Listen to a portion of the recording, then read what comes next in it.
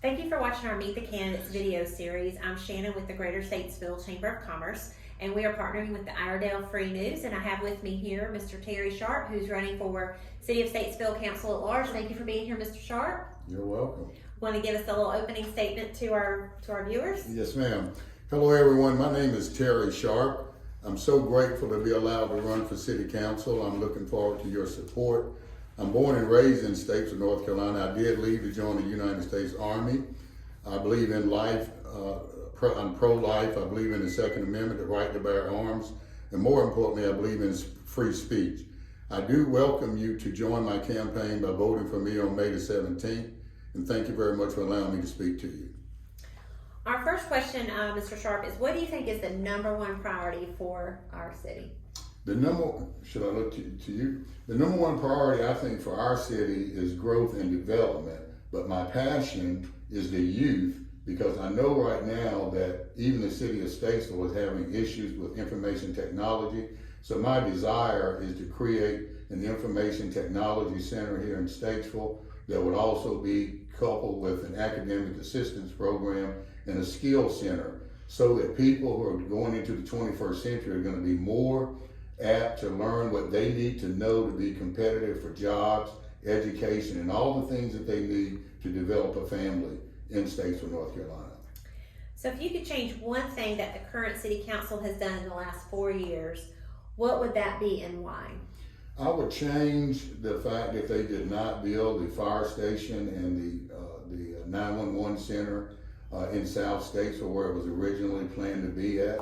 I would change that because that is an area that in my campaign I'm looking to further the Shelton Avenue corridor by creating businesses, stores, and retail shops in that area. And had they put that facility there, that would have actually attracted more businesses and more entrepreneurial opportunities in that area. What is your assessment of the work of the city staff over the last 4 years? My assessment of the city staff, I think there's some work that could be done. I think that in any large operation, such as the City of Statesville and its staff, there's going to be errors made. I think that there could be more outreach with the community. I think that we could be more proactive in getting more opinions from the city, and then letting that, the citizens of the city, and then letting that be our guide as to how we would move forward with what the best options are for the city. When we sit behind closed doors and have our ideas be the primary focus, I think we run the risk of leaving the citizens behind. And in my campaign, I want the citizen to be the focus of my campaign. What role can the city play to address the affordable housing crisis? Thank you so much for that question. I think that the city needs to be more proactive in working with the landlords, because a lot of the properties that people are renting, and as you know, rent is quite high right now. Even the housing market right now is a seller's market. It's not a buyer's market, so consequently, a lot of the landlords are raising rent, and it's very difficult for people to get affordable housing. And when they do get it, some of that housing is not up to standard. If I am elected to the city board, it's going to be one of my intents to have the landlords become more committed to the person that they're providing housing to, by making sure that that house meets codes, that the windows are not leaking air, that the door has a proper fitting, so that the heating and air conditioning bills are kept at a minimum. I firmly believe that the reason that some of the folks are having such high expenses is because the housing is just not the standard. While campaigning, what are the issues you're hearing from the voters, and how would you address them? Some of the issues that I'm hearing from the voters is exactly what we just talked about, is housing, affordable housing. And some of the issues that I'm hearing from the voters is interaction with law enforcement. I believe that we need to get back to the day when the law enforcement officer was happy to help the little child across the street. Now that may be old-fashioned, but I believe that the officer's primary responsibility is to protect and serve. So if I'm elected to city council, it's going to be my objective to create an environment where the police officer and the citizen are interacting on a more regular basis so that when they do see the police officer, they look at him as a friend and a helper as opposed to someone to just come to quell an incident. What should the city be focused on to improve the quality of life for the citizens?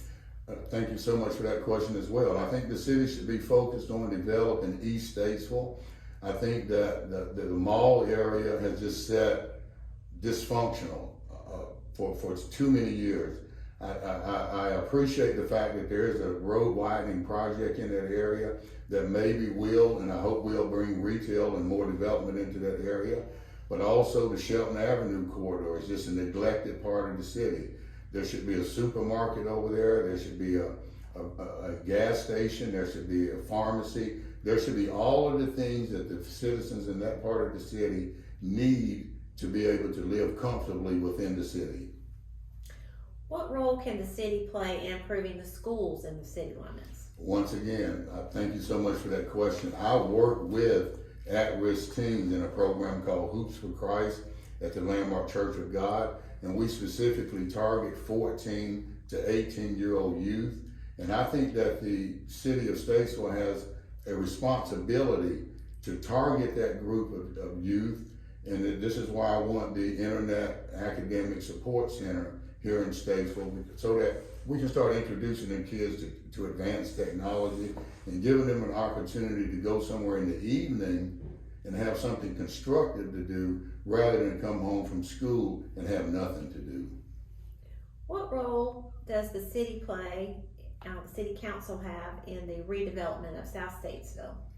Again, a very good question. I think I've talked about that a lot already during this interview, but they have 100% responsibility. I was doing some research prior to this interview, and I do see that there's going to be a major water line that's planned to go into the South Statesville area that will allow businesses to tap into that, because with water there can always be growth. But to answer your question, I think that the city has a vested interest in developing that area by making sure that the housing is appropriate, by making sure that the facilities are available, and making sure that that area is safe and it's attractive to people who want to live and build in that area. What is the city council already doing well in regards to economic development, and what do you think they should be doing differently? Well, I think that they're doing wonderful. I think that as far as economic development is concerned, I see a lot of businesses that are flocking here to Statesville. We built, according to some research that I've done, there's going to be over 3,000 homes is going to be built here, and then that's supposed to be doubled in the year going from 2022 to 2023. And of course, with the influx of that new housing, is going to bring new residents for the city of Statesville. And with the new residents, is going to be attractive to businesses, because now they know they'll have a workforce to actually bring businesses here and be comfortable that we have enough people to actually work in those new businesses. What do you think they could do differently?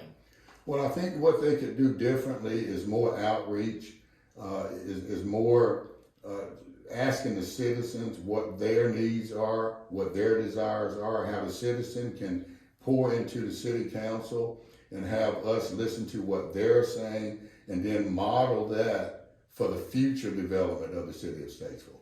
That's our final question, Mr. Sharpe. The city council recently voted to spend $7 million of the ARPA funds for the new fire station number 1. Would you have used those funds differently? Well, I think fire is critical. I think that we all want to feel safe and protected, and if we don't have the correct fire and safety facilities, not only will the people not feel protected, they will actually be unprotected. And so I agree that that money was probably well spent, but on the same token, I also know that 40% of the money that comes from alcohol sales is earmarked for the city council to use at their own discretion. And I believe that that money should be poured back into the community in a more constructive fashion. And in my opinion, I think it should be used to develop and build this technology support academic center. Well, thank you so much. This is, you can kind of wrap up your closing statement here for about 30 seconds. Once again, thank you so much for allowing me to speak today. I do ask that you will come out and vote for me so that we will allow the citizens the opportunity to hear their input, and not only hear their input, but to react on it and make it a part of the formidable position of the City of Statesville. Thank you so much for allowing me to speak to you today. Have a blessed day.